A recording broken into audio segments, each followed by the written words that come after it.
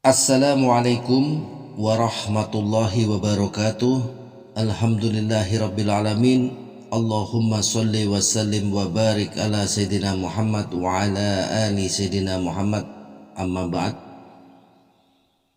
Sobat YouTube yang dimuliakan oleh Allah subhanahu wa ta'ala, jika seorang telah meninggal dunia kemudian dikuburkan, kemudian ditinggal oleh semuanya kecuali amalnya.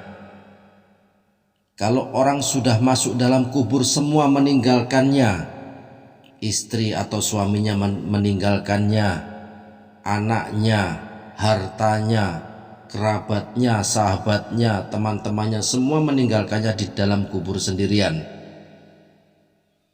Dia hanya ditemani oleh amalnya, baik amal baik maupun amal buruknya.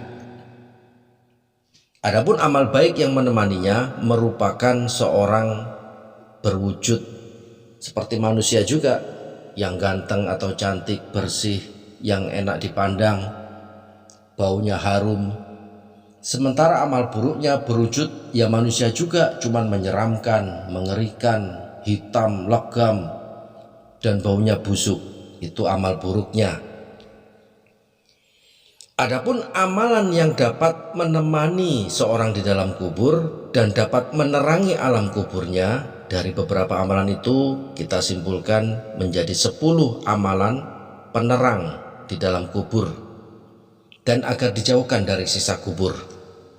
Yang pertama, sholat fardu, sholat wajib, sholat 5 waktu, sholat yang diperintahkan untuk dilaksanakan oleh setiap kita, yang sifatnya adalah fardu ain, wajib setiap orang, setiap kita, tidak peduli itu selagi sakit, lagi berhalangan karena perjalanan dan sebagainya, kecuali nifas dan haid, itu dia harus sholat.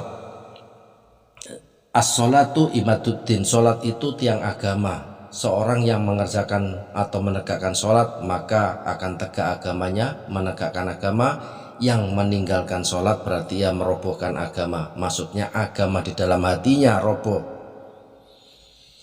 Karena sholat itu adalah amalan yang pertama kali diperiksa nanti di akhirat, dan itu menjadi salah satu amalan penerang di dalam kubur.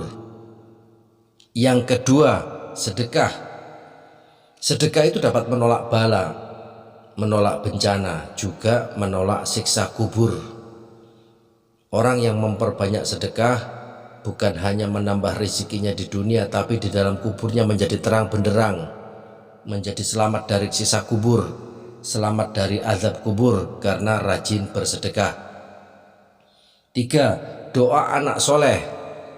Jika seorang wafat terputuslah amalnya kecuali amal jariah, ilmu yang bermanfaat, dan anak soleh yang mendoakan. Kalau ahli kubur ini mempunyai anak soleh yang mendoakan, berbahagialah dia, karena amalnya terus mengalir dan kuburnya terang benderang karena berkat doa anak soleh yang mendoakannya. 4. Rajin membaca Al-Quran. Kata Rasulullah, Quran itu datang pada hari kiamat pada yang membacanya, memberi syafaat.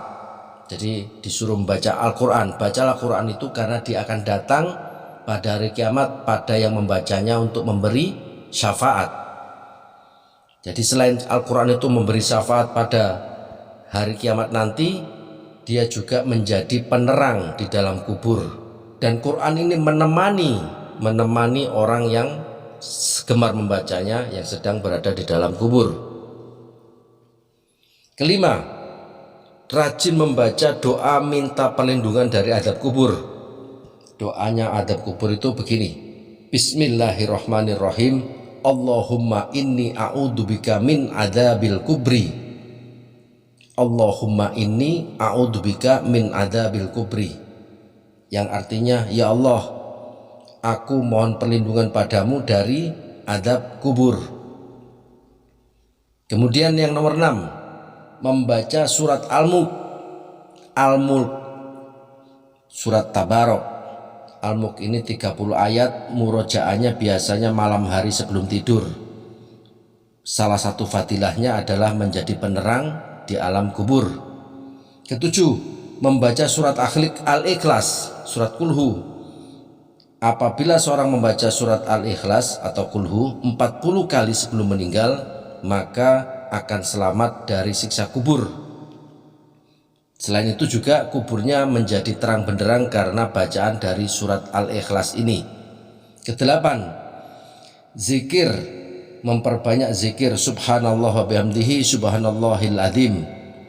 Zikir yang paling dicintai oleh Allah Subhanahu wa taala ini zikir subhanallah wa bihamdihi subhanallahil azim. Barang siapa mengucapkan zikir subhanallah wa bihamdihi subhanallahil azim, diampuni dosa-dosanya meskipun sebanyak buih di lautan. Selain diampuni dosa-dosanya yang sebanyak buih di lautan, dia juga diterangi alam kuburnya. Nomor 9, menunaikan ibadah haji ke Baitullah. Orang yang menunaikan ibadah haji di Baitullah itu dosa-dosanya diampuni seluruhnya, sehingga dia pun selamat dari adab kubur. Ke-10, rajin membaca doa sapu jagat, doa yang sering diucapkan oleh Rasulullah SAW.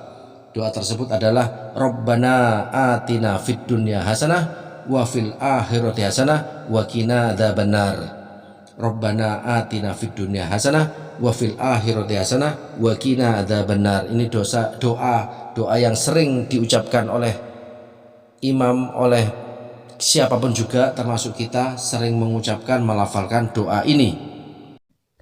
Baik sahabatku sekalian, itu tadi 10 amalan yang menjadi penerang di alam kubur agar dijauhkan dari siksa kubur, diselamatkan dari siksa kubur, dan kuburannya di mana yang lain kuburannya gelap gulita dan mengerikan, ini kuburannya terang benderang dan menyenangkan. Diriwayatkan seperti orang tidur, dan tidurnya seperti tidurnya pengantin.